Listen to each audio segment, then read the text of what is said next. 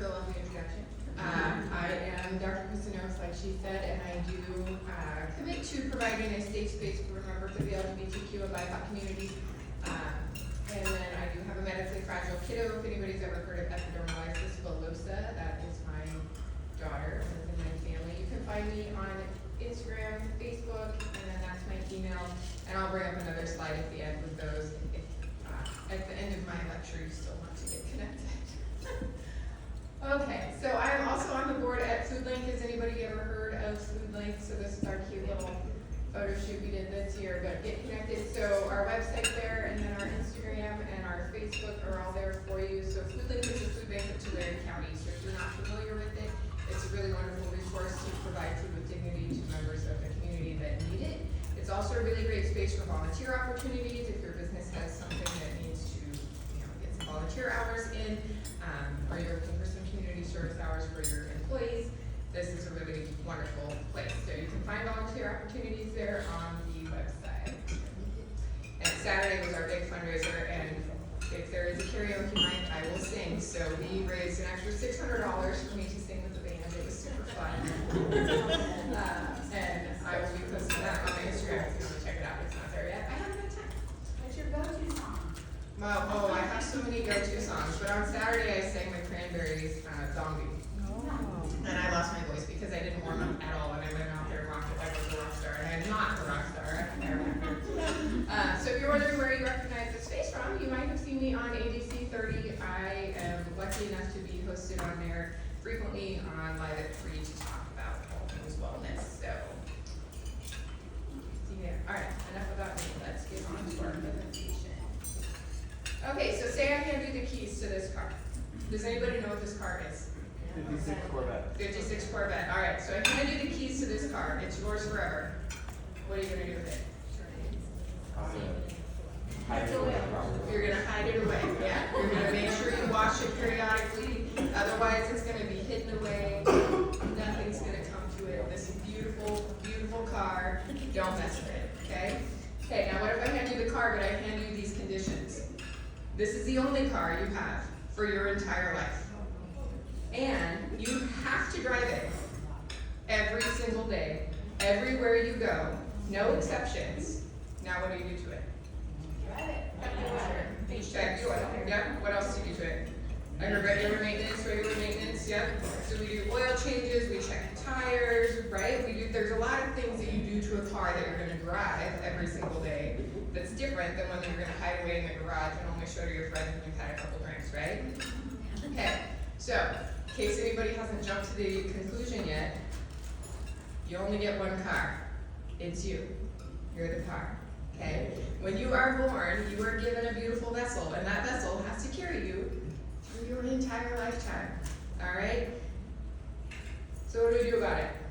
Who here does regular maintenance for their car? Right? We all do. But not for your body. Y'all can replace your car. You cannot replace your body. You get one. Your whole life long. I do a lot of presentations and dental presentations, and I'm an analogy person.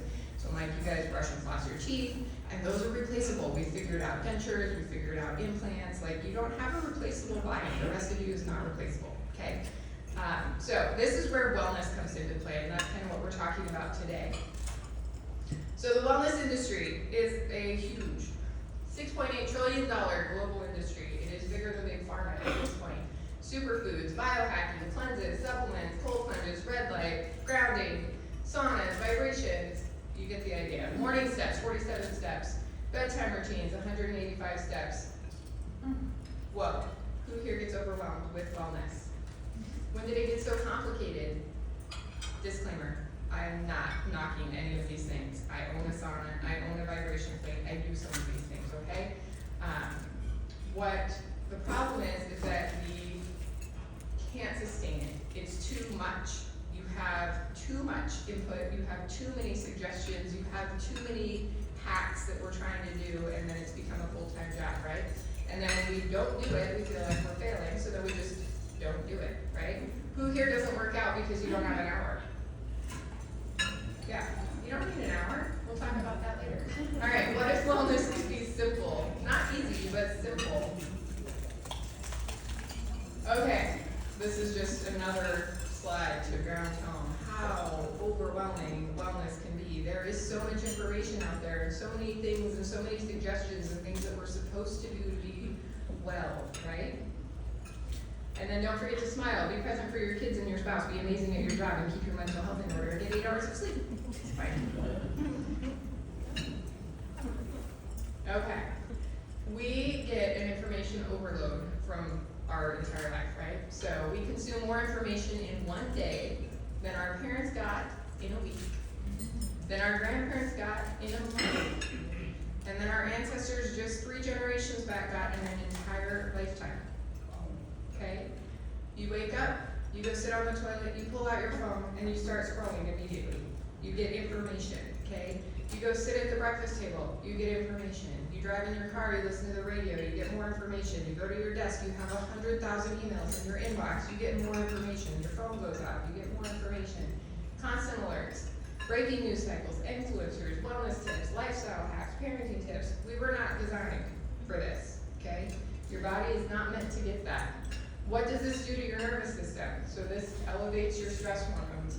It disrupts your sleep. It gives you a shorter attention span. So if you feel like you can't focus on something, it's because something over here is calling for your attention, and then something over there is calling for your attention, and something over there is calling for your attention, which leads to increased anxiety. Decision fatigue. Do you guys know why Steve Jobs always wore black shirt and denim? One less decision to make.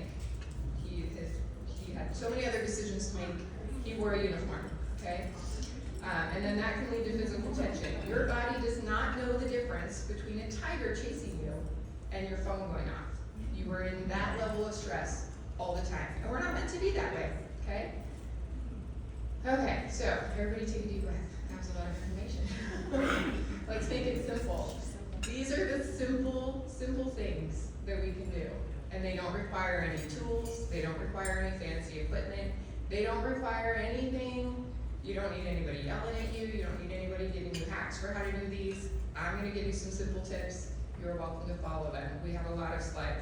Obviously, there will be some exceptions to these. Do your best. Not everybody can do all of these things, but you're gonna try to find what works for you and what works the best for your lifestyle and what works the best for your body, right? Okay. Move your body, number 1. Move your body every day, a little bit.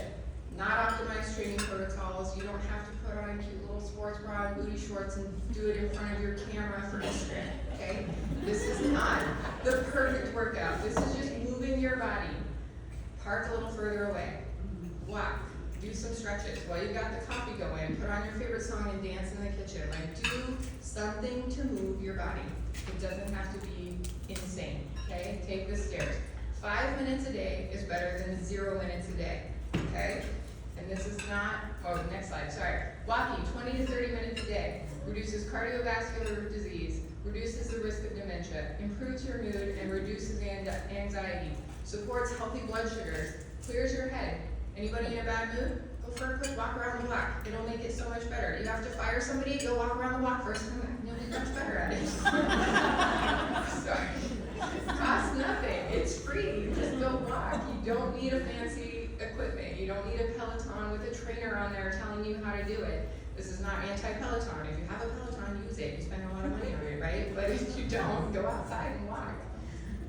Okay, and this is not just lip service. So research has found that dementia risks decreased with higher amounts of physical activity. So you can decrease your risks of dementia by 60% with 35 to 70 minutes a week of exercise.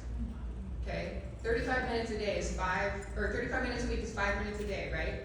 So we don't have to do an hour. There is no rules anywhere that says 1 hour is the magic number, and if you can't get to 1 hour, don't do anything at all because it's worthless. Okay? 5 minutes, you'll see a big difference. 63% lower in the 70 to 140 minutes a week, and 69% lower in the 140 and over. 140 sounds like a lot. It's 20 minutes a day. 20 minutes a day, and it doesn't even have to be 20 minutes in a row. It can be 5 minutes 4 times a day, or 4 minutes 5 times a day, or whatever like math version of 20 minutes you want to do. 2 minutes or 2 times 10 minutes, whatever. It doesn't have to be 20 solid minutes. Okay. All right. Next step: eat real food.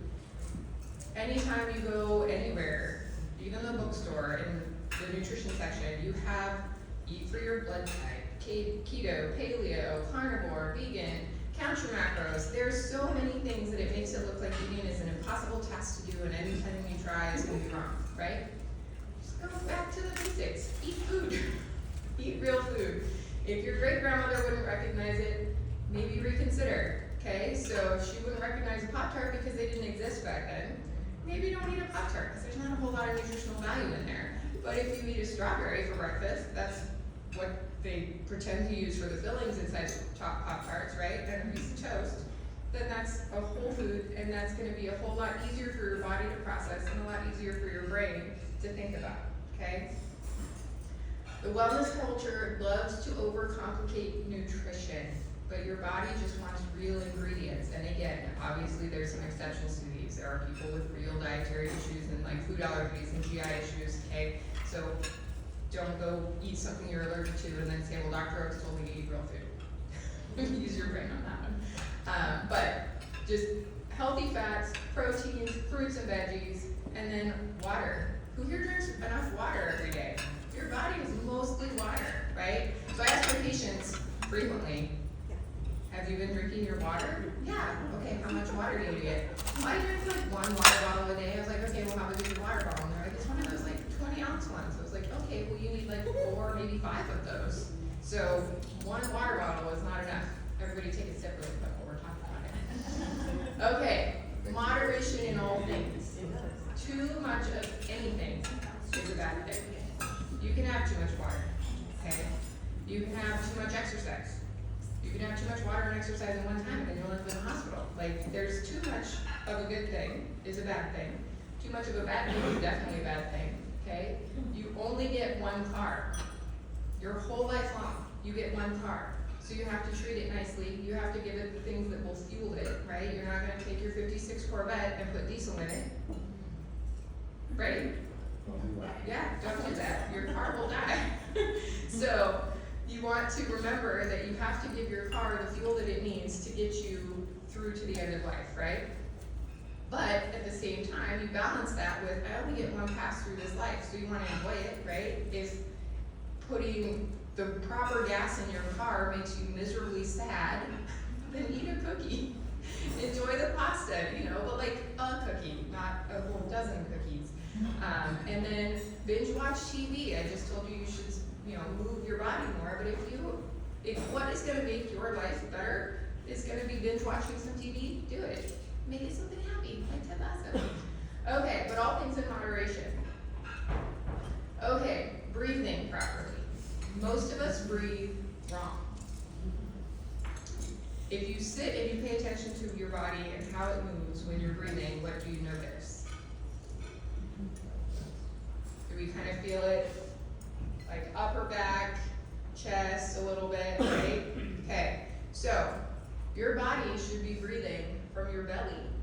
Your diaphragm lowers to expand your lungs, which makes your belly get bigger, okay? But we're also obsessed with having tiny little bellies. We hold those in and we breathe from here, okay? These muscles are accessory muscles of breathing. They're not your primary muscles of breathing. Your diaphragm is your primary muscle of breathing. When you use your diaphragm to breathe, you activate your parasympathetic nervous system. That's a really big word to say you get out of that fight or flight. So sympathetic nervous system is the part of your body that controls when you're being chased by a tiger, okay? We hang out in that state most of our days, right? Parasympathetic nervous system is our rest and digest. It brings your body out of the stress state, and it allows you to digest your foods, rest your body, regenerate your cells. That's where you energy. Okay, so it lowers your heart rate and blood pressure. It improves your oxygen delivery to your mind, to your muscles. It's really important, and it calms your mind. So we're going to do a little breathing exercise here. So this is box breathing. I do it for a count of 4 just because it's easy to remember. So we're going to breathe in for 4. We're going to hold for 4. We're going to breathe out for 4, and we're going to hold for 4. Okay, so everybody swallow so we don't choke to death. Okay, so we're going to breathe in. Hold, and breathe out, and hold,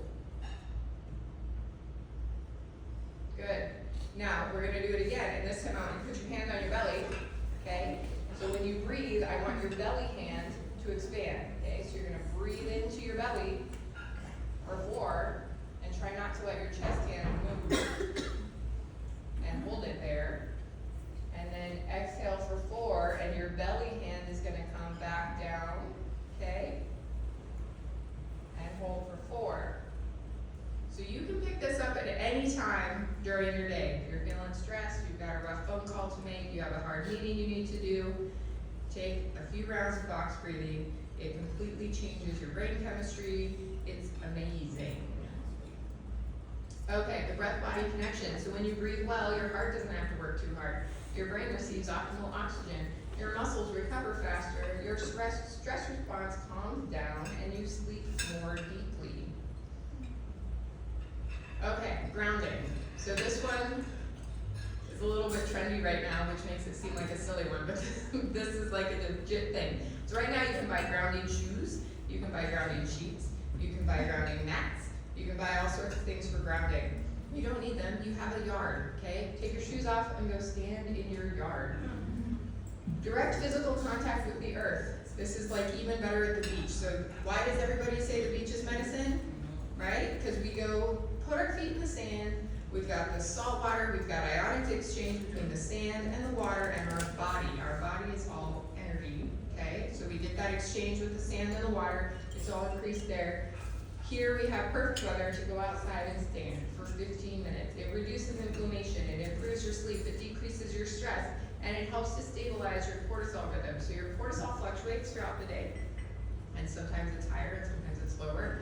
And so like 3 p.m. when you get that crash, that's usually a cortisol crash. Okay, we all blame it on our lunch, but it's usually like a stress hormone that's crashing around then.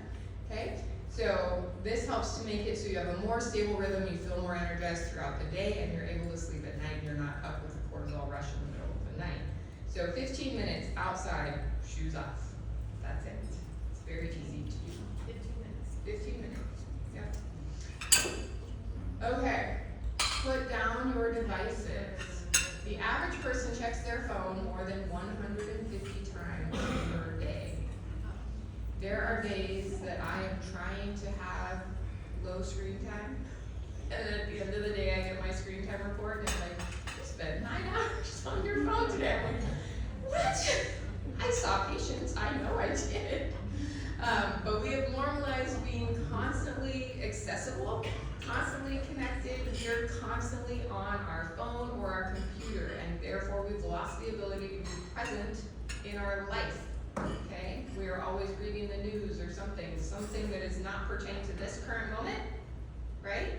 So the only reason I'm probably not checking my phone right now is because I'm recording this lecture back there. Otherwise, I probably have checked my phone a couple times by now. So it's simple boundaries, no phones at your meals, no screen times an hour before bed. A lot of us think that that one is just a silly made up rule.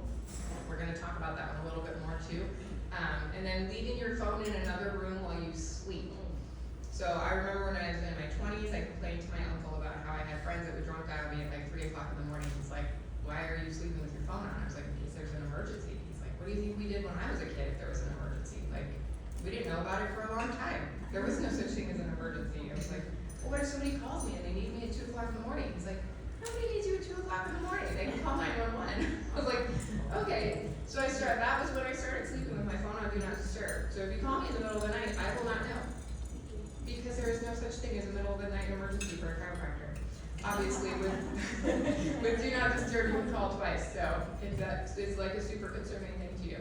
But your nervous system needs a break from those things. It also, if you leave your phone in another room while you're sleeping, if you wake up in the middle of the night and you're trying to go back to sleep by staring at a screen, which has the complete opposite effect of what you're trying to do, then it makes it harder for you to look at your phone, and you can actually like go back to sleep easier. Okay, then limiting news consumption. So taking a news fast can be really, really beneficial for your mental health.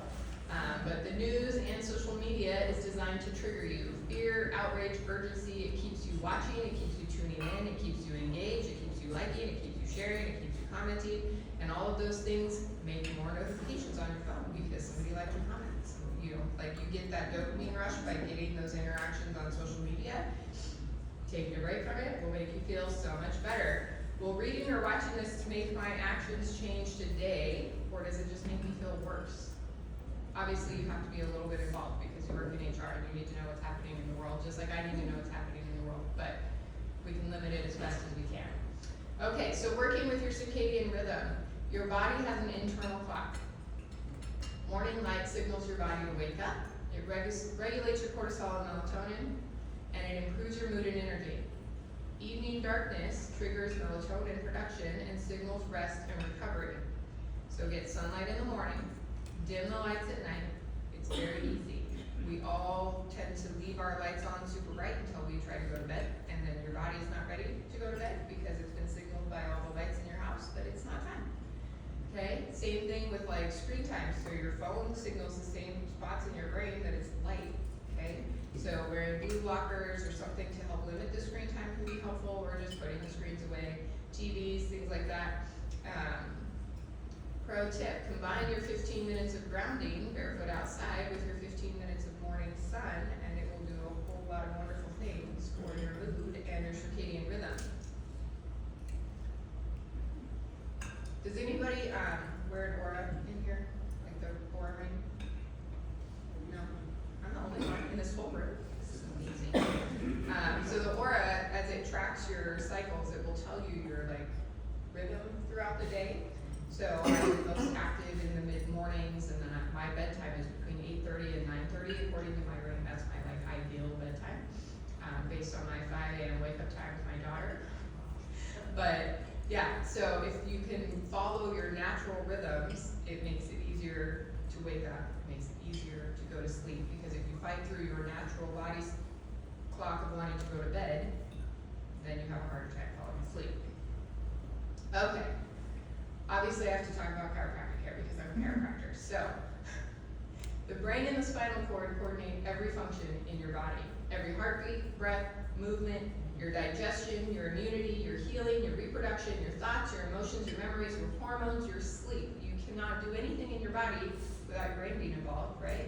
And your brain communicates to your body with your spinal cord. And your spinal cord is housed where? In your spinal column, which is chiropractic specialty. So if you thought chiropractic was just for back pain, think again. All right, who wants to be a volunteer? Somebody with strong upper body strength and no shoulder injuries. Anybody? Want to come up here? Okay, come on up. Everybody thank our volunteer. Actually, can we see him if he's sitting on the step? Everybody can see him? Okay, so I want you to sit up nice and tall and straight. You're gonna have your shoulders lined up over your hips. Your ears are lined up over your shoulders, all right? Has this shoulder had any injuries, surgeries, traumas? Okay, Nope. so we're gonna raise your arm up. Okay, so I'm gonna press down on this arm. I don't want you to let me. You're bigger than me, right? Don't let me. All right, good, that's a nice strong muscle reflex. Now, I want you to slouch. Okay, good. Now raise this arm up. And don't let me push it down. Okay? Was I using the same amount of force? Yeah. Yeah, okay. So, we can see with the, thank you very much. That is just a quick example of how posture can affect how your body functions. So when you are in an anterior head carriage rounded shoulder position, the nerves that exit through your spine and go to the muscles of your shoulder do not get to communicate as fully with those muscles because they are compressed by poor posture. Okay? When he was up and in good posture, his muscles worked fine. Okay? So, if you think about, that's just for his deltoid. So that's just for that muscle. If you think about the rest of your body, what functions happen when you are in any sort of posture, right? So what lives between here and here in your body? Lungs, diaphragm. All your vital organs. You can't survive without this part of your body. You can survive without the rest of it, except for your head, right? But you can't survive without this part of your body. Everything that you need is in here, and it's all housed by your rib cage, protected by your spine on the back, your rib cage on the front and sides, okay? So when we sit all day in a slouched and rounded position, what can't happen? Your lungs can't expand fully, so you can't get good oxygen to your brain. Your heart can't pump fully, so you can't get good oxygen to your brain. Your stomach can't digest fully, your bowels can't move fully, like nothing can work fully when you spend all day in a slouched and rounded position. That's just gravity posture. That has nothing to do with the nervous communication that comes out of your spine and goes to those organs, okay? So there's multiple reasons why your daily posture is really important. So chiropractic adjustments restore proper joint movement. When the spine moves freely, the nervous system communicates clearly, and when the nervous system communicates clearly, the body does what it does best, which is heal, adapt, and thrive. So chiropractic doesn't fix anything per se, it just takes away the interference from your body doing its own thing. Your body has an amazing ability to heal itself, and chiropractic facilitates that ability. All right, and then massage. So a lot of people treat massage as a luxury, as an extra item, as a Mother's Day gift, or whatever. It is not a luxury, it is maintenance for your car. Okay, so your body holds tension you don't even realize is there. Regular massage reduces that muscle tension and pain, lowers cortisol, improves circulation, and calms the nervous system. Think of it as a software update for your nervous system. How are you doing? Okay, I didn't bring a clock here. You good? Okay. All right, so mental health and emotional well-being. So it is Mental Health Awareness Month, which is why we're kind of bringing this little tie-in. Your nervous system does not separate physical from emotional, okay? Chronic stress lives in your body, and that tension affects the spine, which affects how you process stress. When we reduce nervous system tension, you get better stress resilience, you get improved mood regulation, you get enhanced mental clarity, and you get better sleep quality. Which, if you're getting better sleep, everything in your life is better. Okay? Your body recovers while you are sleeping. It processes all your day while you're sleeping. If you're not sleeping, you're not doing anything helpful for your body. All right, are we noticing a pattern here? Everything comes back to your nervous system. Calm it down, let it reset, and give it what it needs. Okay, what doesn't help? Treating wellness like a competition. Comparing your routine to influencers. Like I said at the beginning, you do not have to get in the cute little booty shorts and whatever bra top that you need to be on Instagram to have the perfect workout. Okay, if that's what you want to do, great. If that's what motivates you, great. But you don't have to. If you want to work out in your pajamas in your living room and nobody looks at you, great. Move your body. Spending money you don't have on supplements. Spending money we don't have on anything is a stressor, right? But then you spend it on supplements, and then supplements take months to build up in your body before you even see if they're working. So you have to commit to at least a few months of supplements before they do any good at all. And then by then you're like, can I even afford this? It's not working. Well, you've only tried it for 90 days, so you don't even know, like supplements are a rough one.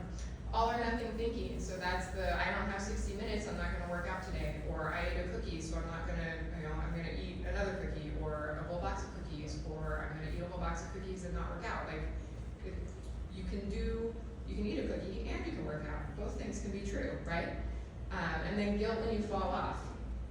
So, I know a lot of people that do this. They get on a really good pattern, and then something comes up, and they stop that pattern, and then they feel guilty. And then you just beat yourself up instead of just starting again, okay? So wellness isn't a performance, it's what you do when nobody's watching. My dad gets up, my dad is diabetic, and pretty advanced diabetes, and he will eat good all day, and then when my mom is asleep, he will get up and he will go to the kitchen, and he will eat his body weight in snacks, and cookies, and chips, and sodas, and then he will go to bed and pretend that nothing ever happened. Wellness is what you do when nobody's looking. So consistency beats perfection every single time. And you do not need to overhaul your entire life. You can pick your favorites. Pick the ones that best speak to you. Pick the ones that you feel like you're gonna do the best. It doesn't have to be everything, okay? You don't have to do all of the list. Pick your favorites. So walk for 15 minutes today. If you wanna, I'm from Portland, so if you guys wanna do Portland style, you walk barefoot in the morning sun for 15 minutes, and you get your grounding and your morning light and your walk all in one day. You can do it in your yard, I guess. Walk around for 15 minutes. Put your phone away for dinner. Take 3 deep breaths before a meeting. Stand barefoot in your yard. Skip the news tonight. And then pick some and do them again tomorrow. The ones that make you feel the best. One walk is not gonna change your whole life. One salad does not heal you. One adjustment is not gonna fix everything, okay? A lot of people come for a chiropractic adjustment and they expect me to fix everything that they've done for 35 years to their body in one appointment. That's not a thing.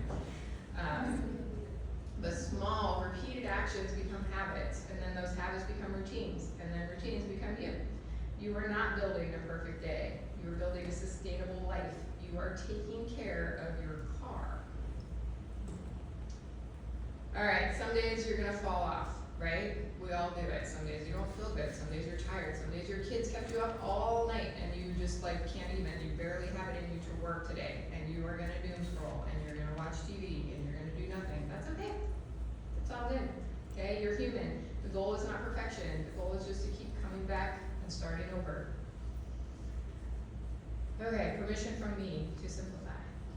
You do not need anything complicated. You don't need anything expensive. You don't need a gym membership that sits in your wallet because they do no good there. Like, I worked at a gym for a long time and I would have people come in for their new member first workout. I was like, oh, when did you join the gym? They'd be like, oh, like 10 years ago. I was like, oh, okay. And they'd just been paying a membership and not coming to the gym for 10 years. I was like, well, that, gym membership only works if you use it. And then you don't need to biohack anything. Just be nice to your body. Show up for yourself in little unglamorous and consistent ways. Alright, so we're going to revisit the first list. So move your body, eat real food, moderation in all things, breathe deeply and intentionally, touch the earth. The more of your body that touches the earth, it doesn't just have to be barefoot. Like when my daughter is in a terrible mood, I make her go lay down in the yard and look up at the sky and touch everything to the grass. And she's like, oh man, Mom, I feel so much better. I'm like, yeah, that's how that works. You are having an ionic exchange with the earth, and the earth is making you feel better. Limit your devices and your news, honor your circadian rhythm, and then get adjusted and get your body work. Wellness does not guarantee your car will never have trouble. I maintain my car, we all maintain our cars, right? But you still are potentially gonna have a tire blowout, or something breaks down on the interstate, or your like transmission goes out or something. Like we can have the best intentions. So that's one of my biggest beefs with the wellness industry right now, is it makes people feel like their illness is their fault. Okay? Your illness is not your fault most of the time. If you were being kind to your car, sometimes it still has problems, right? Cancer still happen, broken bones still happen, things still happen. But you are drastically improving your long-term performance by giving your body the best fuel that you possibly can.